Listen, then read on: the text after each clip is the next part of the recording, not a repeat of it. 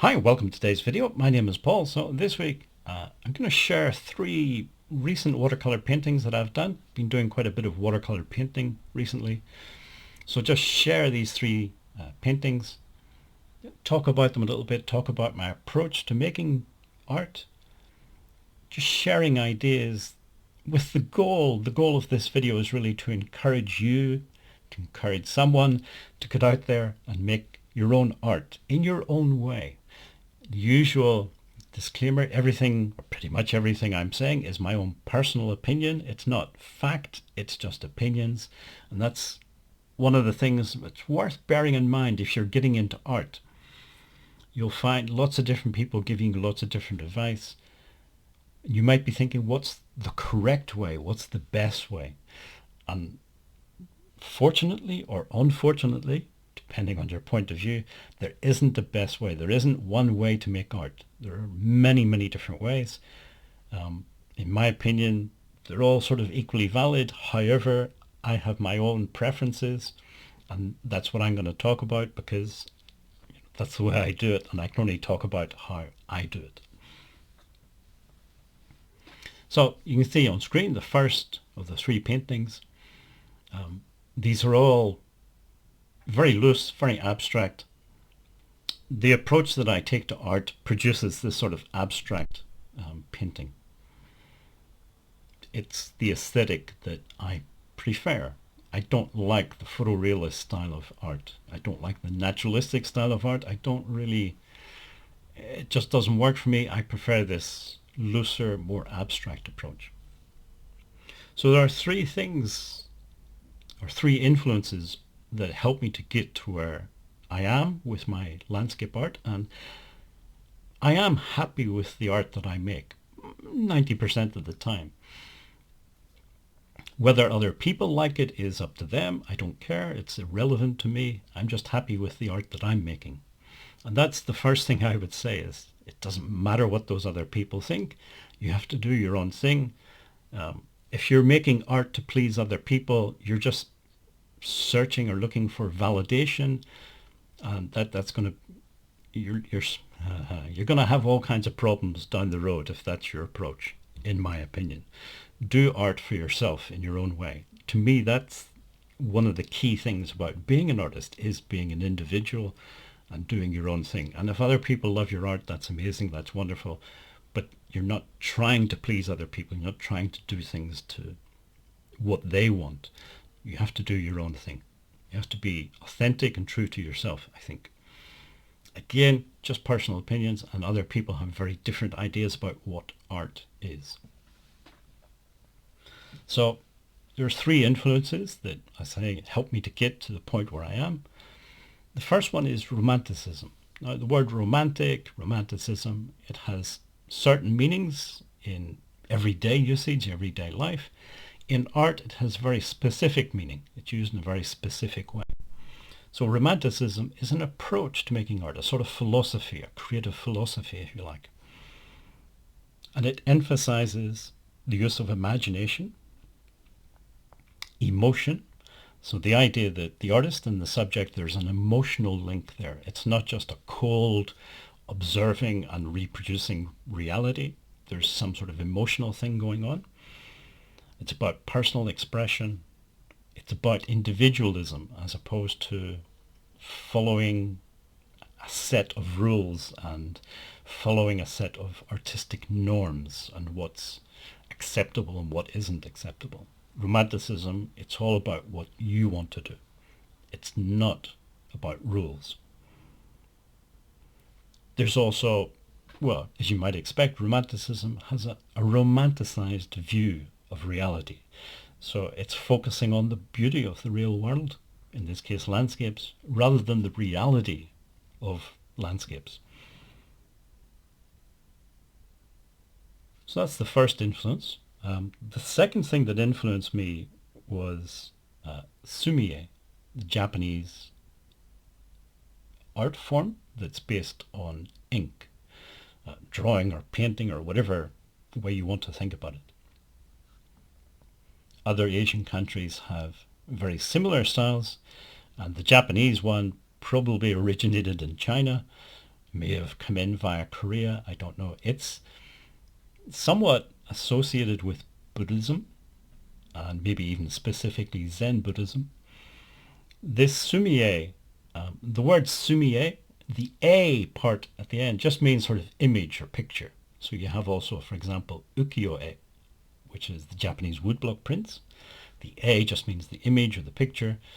The sumi is referring to the little blocks of dried ink, sort of carbon ink. So you buy these little dried blocks, and then you get a little ink stone and some water, and you have to rub away at the ink stone with the little dry block of ink, and it turns the water into ink. And then you apply that with a brush. All of that stuff is not really what influenced me. That's just trying to explain what it is. What influenced me was their approach to making art and their sort of philosophy behind it. So with sumie, again, it's not about reproducing reality. It's about capturing the essence of your subject. The landscape, for example. What does it mean to you? So I can understand a lot of people would listen to this and say, well, that's all very airy-fairy and it's not really concrete. I want rules. How do I actually make a landscape painting? And what I'm saying is I can't tell you rules because I don't follow rules. I follow these other ideas. The last thing that influenced me was Impressionism. So early 19th century French art, landscapes, a lot of them were very dull, lots of dreary colours, very subdued colours. And then Impressionism came along and it was a burst and an explosion of colour. That's what I like. I like bright colours. Not for any deep philosophical reason, I just like bright colours. So, in my approach to making art, I don't really mix paints on the palette, very rarely. I tend to use them straight from the tube. And I want those vivid, deep, rich yellows and reds and so on.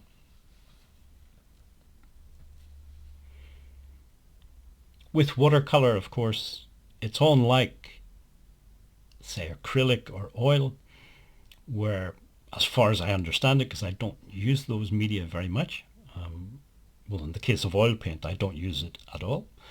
But I think, for example, if you had a red and you wanted to lighten it, making it slightly more pink, you would add white.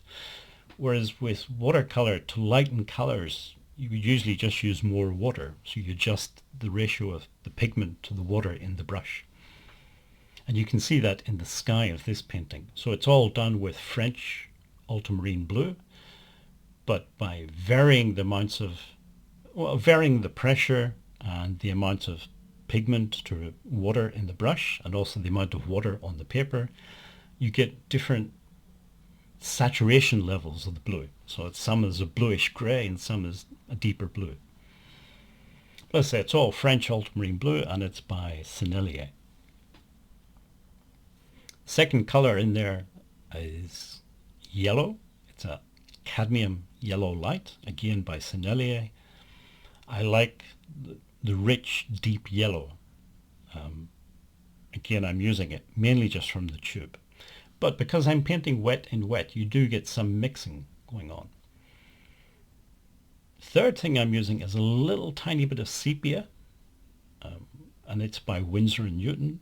Sepia is maybe one of the lesser used colors, but it is very interesting, especially when it mixes with other things. It can create all kinds of wonderful colors.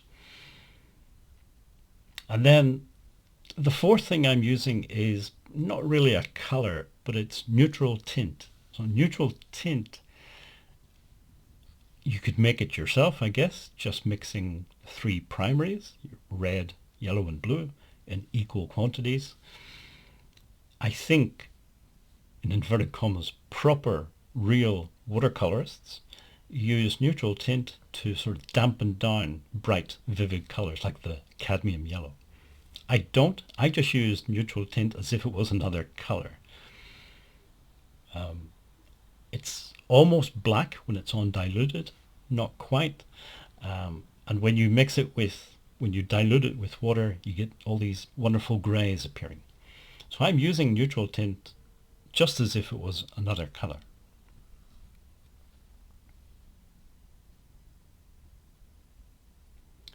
This painting was done on 100% cotton watercolor paper, and it's a hot press paper. So hot pressed just means it's a smooth paper. This next one was done on cold pressed paper. Cold pressed just means it has a rough texture. Again, very simple, only a couple of colors. It's basically yellow and blue. In this case, I did mix the yellow and blue on the palette and then applied that, which of course gives you green, and then applied that onto the paper. But as I say, usually I don't mix anything on the palette. It's just coming straight from the tube onto the paper. It speeds everything up. It produces bright, vivid colors. I like that approach. Then the final one, again going back onto the smooth hot press paper, just trying to capture the idea of summer, some feels in summer. I'm using again this time Prussian blue, the sepia, and the cadmium yellow light. And again, I say Impressionism is part of it, that sort of loose, somewhat sketchy looking, and I mean sketchy in the sense of looking like a sketch, approach to making art. And not being afraid to use or to leave some of the paper white. I like that aesthetic. The white doesn't mean anything. Again, this is not, it's somewhat representational art. It is a landscape, but it's not naturalistic. The white doesn't have any meaning apart from being decorative. It's just, I like the way it looks. Anyway, as said, if you're getting into art, all these different people have all these different opinions about what art is or should be. And the only advice I can give is, what kind of art do you like? And then follow that. So if you like a naturalistic art, if you like sort of photorealism, you're going to have to learn to draw. That's a good place to start. My approach doesn't require any drawing skills whatsoever. Absolutely none. Which makes it more accessible at the beginning for people. It does limit what you can do with it. You can only produce these sort of abstract landscapes. That's good enough for me, but for some people maybe want more from their art. So you might need to learn to draw in certain approaches. But there's no one correct way to make art. Everybody is different. Everybody has different ideas. I would say though, at the beginning, rather than focusing on just materials, focus on an approach to art, a creative philosophy that will help you. Romanticism, Impressionism, Naturalism, whatever it is, that's the thing that will guide you. The materials that you use are just materials. Specific brands or whatever, it doesn't really matter. The art materials themselves will not spontaneously produce art. The thing that will produce art is you as the artist, and also your philosophy towards art, your approach to making art. Anyway, that's enough for today, I think. I say if you made it this far, thank you for watching and listening, and hopefully see you again in next week's video.